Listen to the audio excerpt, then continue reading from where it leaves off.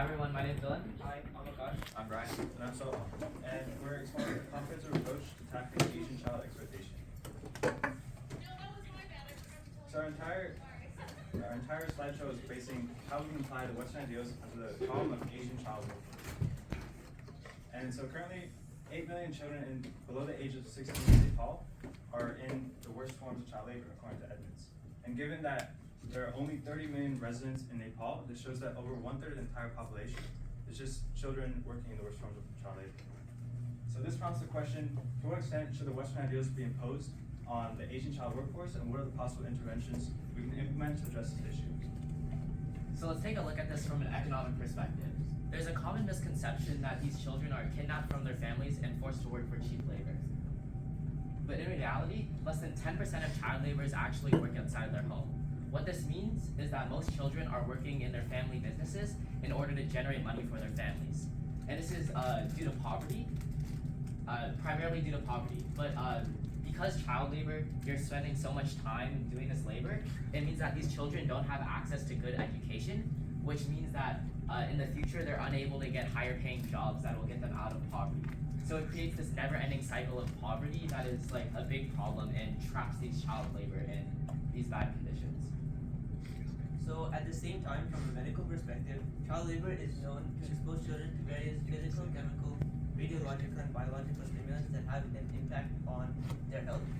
So this may include dust from like the carbon industry, agrochemicals and pesticides from farming, solvents and powerful chemicals in like the leather industry, as well as other heavy metals, dangerous machines and diseases prevalent in various different industries throughout the world.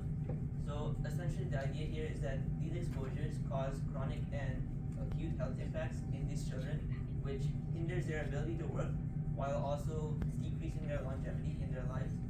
And this leads them to make less money in the long run, keeping them more and more in poverty. So basically at the same time, poverty itself also exhibits several health issues in children such as these. And the issue here is that many children, as Dylan said, use child labor as an escape from the conditions of poverty. Only when they engage in child labor, they are met with worse conditions on the other side. The main idea here is that multiple aspects of the situation need to be considered before considering a possible implementation of a solution to child labor.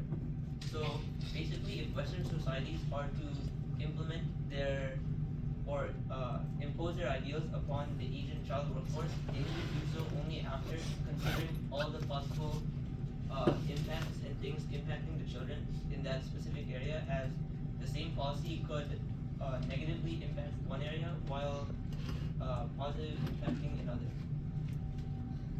And this can also be examined through the social and cultural lens.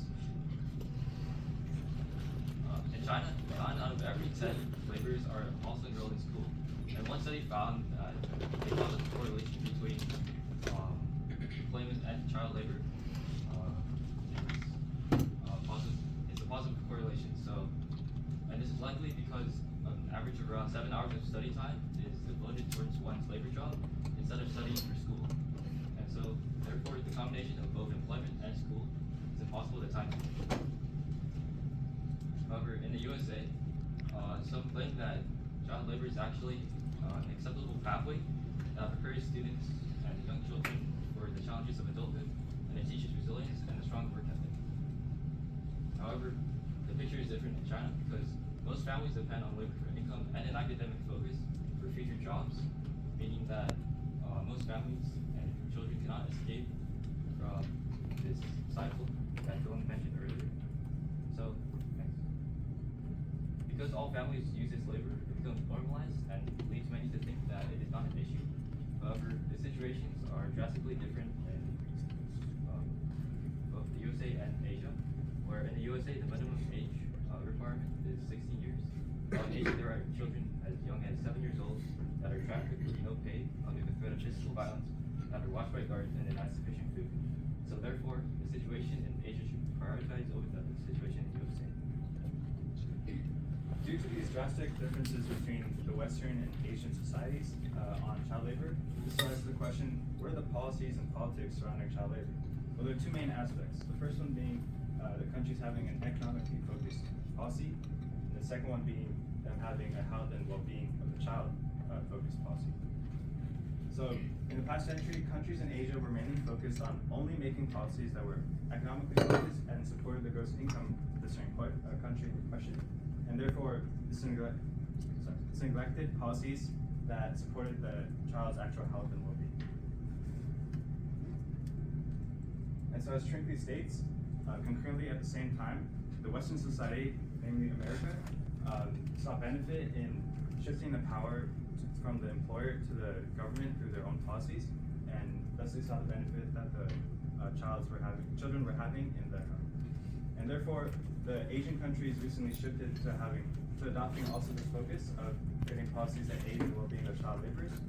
And we should keep in mind though that these are still economically focused policies, as they now believe that if they maintain the health of the child laborers, they're still maintaining their labor workforce in the future. So this leads us to our solution criteria. Our three main points are that it must first improve the future economy of the country and the children in question. It must not harm the family of the child laborers as well as the children themselves. And thirdly, we must consider the local and industry-specific conditions of each region, as the conditions vary from each country. And so keeping this criteria in mind, we propose a two-pronged solution that firstly focuses on the workload restrictions based on the age, education, and the financial status of the family. So this would mean that children should not be susceptible to dangerous conditions. Students should be able to manage both education and their employment job. And families should not be forced to do child labor as their only source of income. Yeah, and the second part of our two-pronged approach is to incentivize education. And we want to do this in two main ways, economically and socially. So because the whole point of child labor is to get people out of poverty, we need to make sure that if we want them to go to school, we have to give them some sort of economic incentive where we could either give them food or just outright supplement the income they might have lost. And the second way we want to incentivize education is socially. And this is just, the whole point of this is to just make it more appealing to go to school for both the child laborers and the families of the child laborers. And yeah, here's our works cited.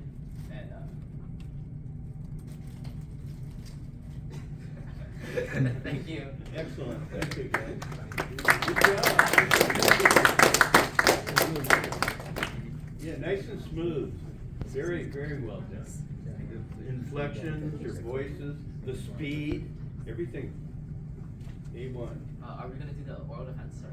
Yeah. Oh, who wants to go? Guys, make sure you say who you're asking and then your question, okay? Dylan, what's one thing that you learned from Brian's research that helped you understand your topic better? That's a great question. So Brian mainly tackled the social cultural aspect of it. So when I looked at it, it gave me a deep understanding of the differences between the U.S. here and Asian culture surrounding that, and that's changed my argument to incorporate, or that changed our solution to incorporate making sure that hey, we need to target Asian child work laws and restrict their work hours and stuff like that. So yeah. So what I know of how child labor works in Asian countries, what would make the governments in those countries actually implement your solution, because they might actually profit from using child laborers. They want to keep America and other first world countries buying their products. What would make them implement this to remove child laborers? So that's good, but as we said previously, if we go back to our solution, we said that in recent times, they've actually adopted more policies that are centered on the health and well-being of the child laborers, and they accept that there's been international pressure on them to adopt more moral grounds. So yeah, they were initially economically focused, but they have to have some moral grounds on what the children can do. But yeah, they're definitely still employing children. Well, in the 19th century, or the 20th century, early 20th century, we actually eradicated child labor here in America. But they still have more restrictions on them. Yeah, Brian, are there any countries you know that are anti-child labor in Asia, in the area, that are opposed to other governments using it? Yeah, good question. So basically with our research, we found that primarily in Asia versus in the United States, the child labor has become more normalized because a lot of families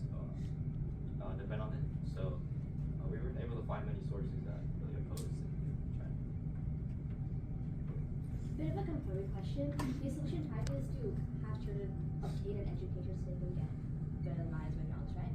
So, I'm not quite sure to read this to, but my question is, are you forming your solution based on the assumption that if kids don't work, they have no choice but to go to school? Because I am aware that in certain areas, public education is not an option. It's you have to pay for your education. Do you guys consider that limitation to your solution? And if so, could you list some possible suggestions on how you tackle that in the future? I'm gonna go with Ash.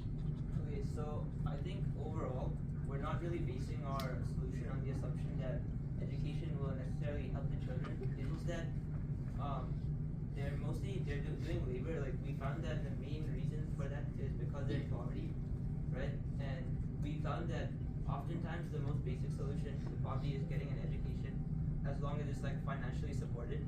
So of course, if they had to pay for the education, it would not be as feasible. So that's why part of our solution we wanted to include the financial aid aspect. So if you were to do the entire project over again, or the slides over again, what would you change in terms of which areas would you research more to develop your conclusion? Who are you asking? You.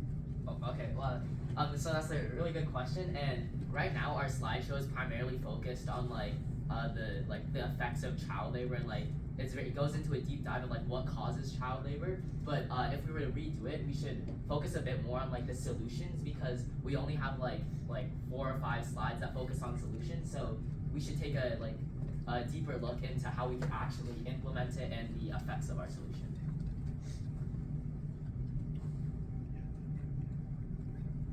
Any more questions? Okay, very well done.